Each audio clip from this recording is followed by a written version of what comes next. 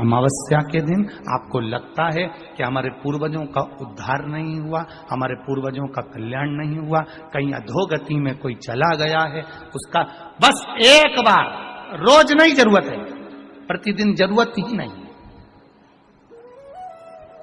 महीने में एक बार अगर अमावस्या के दिन भी आपने चंदन के थोड़ा सा चंदन अगर मेरे देवाधिदेव महादेव को 7 स्थान पर समर्पित किया है। अशोक यहाँ पर वर्णन कर रही है, मैना, धन्य और कला की कथा कर रही है।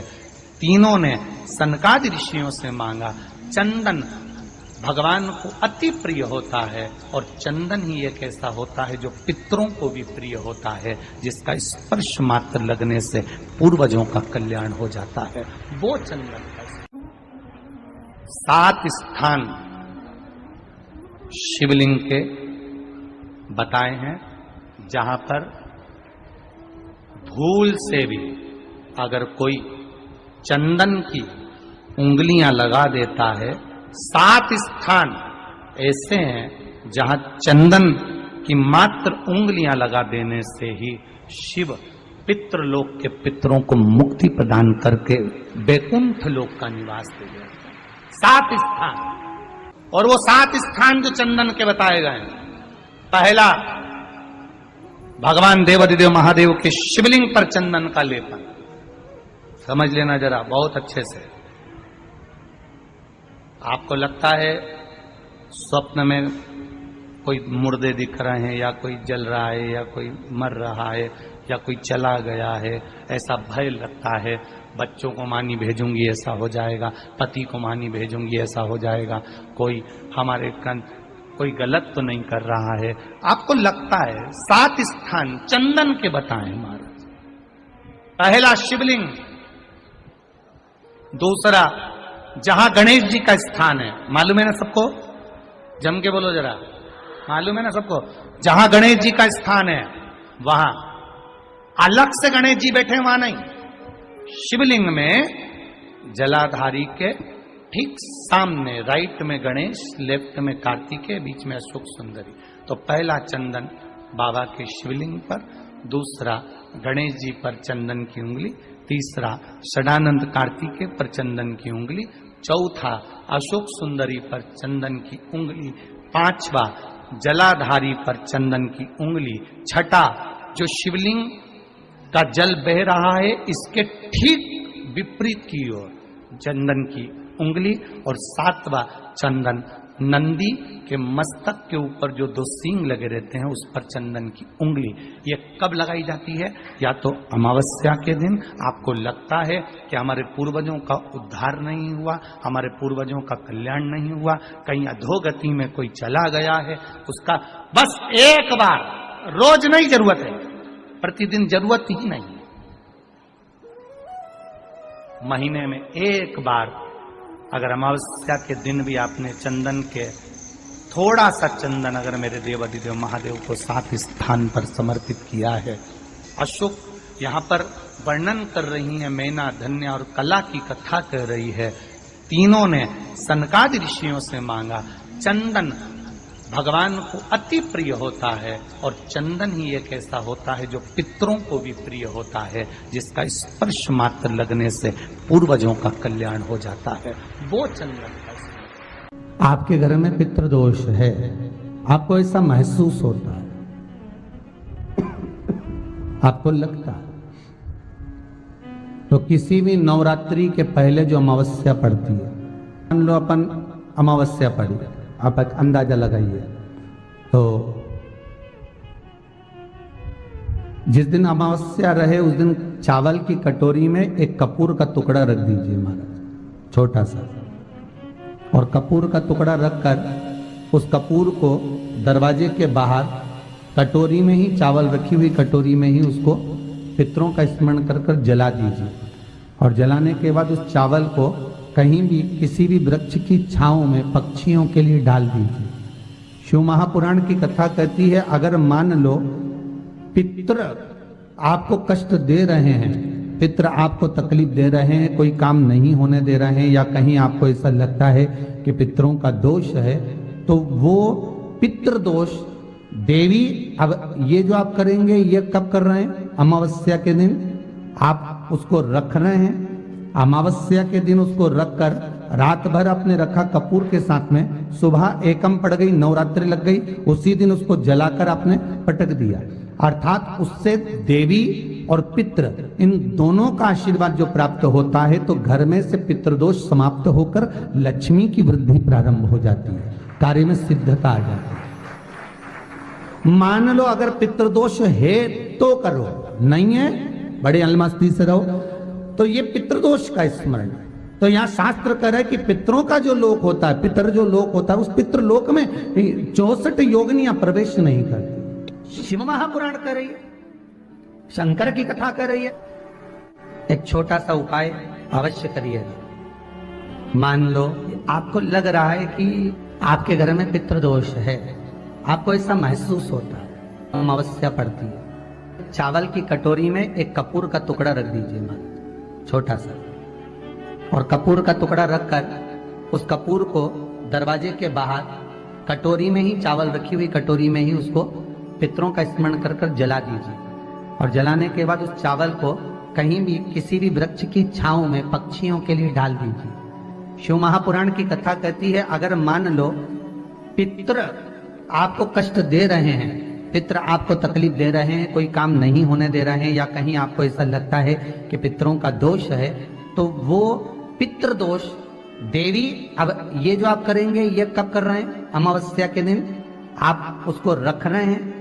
अमावस्या के दिन उसको रखकर रात भर आपने रखा कपूर के साथ में, सुबह एकम पड़ गई, उसी दिन उसको जलाकर आपने पटक दिया। अर्थात उससे देवी और पितृ इन दोनों का आशीर्वाद जो प्राप्त होता है, तो घर में से पितृदोष समाप्त होकर लक्ष्मी की वृद्धि प्रारंभ हो जाती है। अमावस्या के दिन प्रदोष काल में, प्रदोष के समय पर, प्रदोष काल में शाम के समय पर जाकर किसी भी नदी, तालाब, बावड़ी, कुआं, कहीं ना कहीं जो आपके पास में हो, वहां पर एक घी का दिया, बत्ती का मुंह दक्षिण की ओर कर कर अवश्य जला कर जाना, सारे पितृ दोष समाप्त हो जाएगा। अगर नदी, तालाब, बावड़ी, कुआं नहीं है तो पीपल का वृक्ष हो या बेलपत्री का वृक्ष हो या बट का वृक्ष हो, उसके नीचे लगा दो प्रदोष काल में। पर अमावस्या के दिन लगाएं जरूर। क्यों? क्योंकि अमावस्या 16 दिन तक पितृ मृत्यु लोक में आने के बाद में भोजन ग्रहण करते हैं। अमावस्या के दिन पितृ शाम के समय प्रदोष काल में शंकर भगवान का नाम जाप कर कर नदी, तालाब, बावड़ी पर पानी पीने जाते हैं। वहां से जल का आचमन कर कर पितृ अपने लोक को चले जाते हैं प्रदोष काल के समय पर। इसलिए प्रदोष काल में जलाशय के पास में बावड़ी, कुआं, नदी, तालाब के किनारे पर दिया लगाया जाता है, दक्षिण की ओर मुख कर कर बत्ती का, तो पितृ आशीर्वाद देते हुए जाते हैं कि फलो फूलो, आगे बढ़ो, उन्नति करो, तरक्की करो। ये पितरों का आशीर्वाद रहता है, पितरों का वर रहता है। आप देंगे, कुछ करा ना करा, फिर अमावस्या के दिन उस दिन दिया दक्षिण की ओर बाती का मुख कर कर। 7 स्थान ऐसे हैं जहां चंदन की मात्र उंगलियां लगा देने से ही शिव पितृलोक के पितरों को मुक्ति प्रदान करके बैकुंठ लोक का निवास दे रहे। 7 स्थान, और वो 7 स्थान जो चंदन के बताए गए, पहला भगवान देवाधिदेव महादेव के शिवलिंग पर चंदन का लेपन। समझ लेना जरा बहुत अच्छे से। आपको लगता है स्वप्न में कोई मुर्दे दिख रहे हैं, या कोई जल रहा है, या कोई मर रहा है, या कोई चला गया है, ऐसा भय लगता है, बच्चों को मानी भेजूंगी ऐसा हो जाएगा। जिनके यहाँ पितृदोष होता है, काल सर्प दोष होता है, वास्तु दोष होता है, उनको ज्यादा कुछ नहीं करना होना।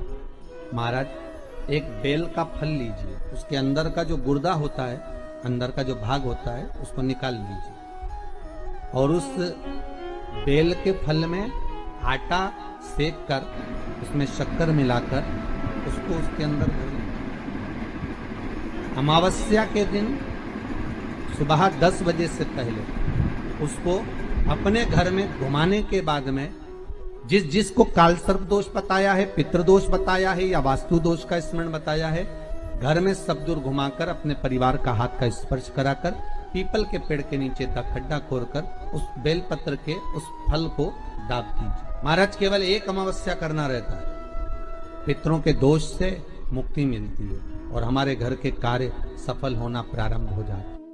पति को मानी भेजूंगी ऐसा हो जाएगा, कोई हमारे कोई गलत तो नहीं कर रहा है, आपको लगता है 7 स्थान चंदन के बताएं, बाबा के शिवलिंग पर, दूसरा गणेश जी पर चंदन की उंगली, तीसरा षडानंद कार्तिकेय पर चंदन की उंगली, चौथा अशोक सुंदरी पर चंदन की उंगली, पांचवा जलाधारी पर चंदन की उंगली, छठा जो शिवलिंग का जल बह रहा है इसके ठीक विपरीत की ओर चंदन की उंगली, और सातवां चंदन नंदी के मस्तक के ऊपर जो 2 सींग लगे रहते हैं उस पर चंदन की उंगली। ये कब लगाई जाती है? या तो अमावस्या के दिन आपको लगता है कि हमारे पूर्वजों का उद्धार नहीं हुआ, हमारे पूर्वजों का कल्याण नहीं हुआ, कहीं अधोगति में कोई चला गया है, उसका बस एक बार, रोज नहीं जरूरत है, 4 दिन दुकान अच्छी चले, बाकी के समय बैठना पड़े, समझ लेना पितृदोष। घर में बच्चे चिड़चिड़े हो जाए, गलत संगति में डूब जाए, समझ लो चिड़चिड़ हो रहे हैं, पितृदोष। घर के बच्चे माता पिता का आदर ना करें, सम्मान ना करें, तेज आवाज में बात करें, समझ लो पितृदोष। पितृदोष मालूम पड़े। और इतने से भी अगर आप नहीं समझ सकते, परिवार का कोई एक व्यक्ति जब जब भोजन करने बैठे तब तब उसकी थाली में बाल आए, भले वो होटल में खाए तो भी बाल आ जाए, वो कहीं खाना खा रहा है तो बाल आ जाए। 8-15 दिन में, 4 दिन में, 3 दिन में, 2 दिन में, 6 दिन में आपकी थाली के भोजन में अगर बाल निकल रहा है, केश निकल रहा है, समझ लेना कि पितृ आपसे कुछ मांग रहे हैं, पितृ आपसे कुछ चाहते हैं। महाराज एक बेल का फल लीजिए। क्या लेना है? बेल का फल, बेलपत्री का जो फल होता है उसको ले लो, उसके अंदर का जो गुर्दा होता है, अंदर का जो भाग होता है उसको निकाल लीजिए, और उस बेल के फल में आटा सेक कर उसमें शक्कर मिलाकर उसको के अंदर भर लीजिए। अमावस्या के दिन सुबह 10 बजे से पहले उस बेल फल में जिसमें तुमने पंजेरी भरी है, आटा सेक कर भरा है शक्कर के साथ में, उसको अपने घर में घुमाने के बाद में जिसको कालसर्प दोष बताया है, पितृदोष बताया है या वास्तु दोष का स्मरण बताया है, घर में सब दूर घुमाकर अपने परिवार का हाथ का स्पर्श कराकर पीपल के पेड़ के नीचे तक खड्डा खोदकर उस बेलपत्र के उस फल को दाब दीजिए। महाराज केवल एक अमावस्या करना रहता है, पितरों के दोष से मुक्ति मिलती है और हमारे घर के कार्य सफल होना प्रारंभ हो जाते हैं। कार्य की सफलता होती है, कार्य में सफलता प्राप्त होने लगती है। हम तो कई बार कहते हैं महाराज जी, अगर ऐसा लगे किसी औषधि को आप ले रहे हैं, मालूम पड़े कि औषधि आपको लग नहीं रही है, शिव महापुराण की कथा करेंगे, मान लो औषधि आपको नहीं लग रही, आपने औषधि बहुत दिनों से ले रहे हो, कोई दवाई, मान लो आप किसी भी दवाई को ग्रहण कर रहे हैं और वो औषधि लगी नहीं रही है, वो शरीर को लगी नहीं पा रही और आप ठीक ही नहीं हो पा रहे, 15 दिन हो गए, 8 दिन हो गए, बताओ, उतना की उतना ही कैटरीना है, उतना ही उतना अपना भरा हुआ, वही की वही लीवर, वही की वही किडनी, वही की वही स्मरण, सभी कुछ वही वही है, उतना की उतना ही। बीपी भी ऊंचा नीचा चल रहा है पर लेवल में नहीं आ रहा, शुगर भी लेवल में नहीं आ रही, तो प्रयास करा करो महाराज, बेलपत्री के फल का जो गुर्दा है, अंदर का जो भाग है फल का, उसको पानी में गला लीजिए और प्रदोष कम से कम प्रदोष नहीं हो और बीमारी जरा दवाई लगी नहीं रही हो तो बिना प्रदोष के भी कर सकते हो, उसको पानी में गलाइए। आधा घंटा पानी में, जैसे आपको सुबह मंदिर जाना है 10 बजे, तो सुबह स्नान कर कम से कम 6:30-7 बजे उसको पानी में गला दीजिए और उस बेले के फल का गुर्दा से गला हुआ पानी शिव जी को ले जाकर समर्पित कर दीजिए। महाराज उस पानी में से थोड़ा सा 1 चम्मच पानी शिव जी पे चढ़ा हुआ लेकर आ जाइए। उस पानी को जो बीमार व्यक्ति है उसको औषधि देने से पहले मात्र आधी चम्मच से भी आधा चम्मच उसको दे दीजिए।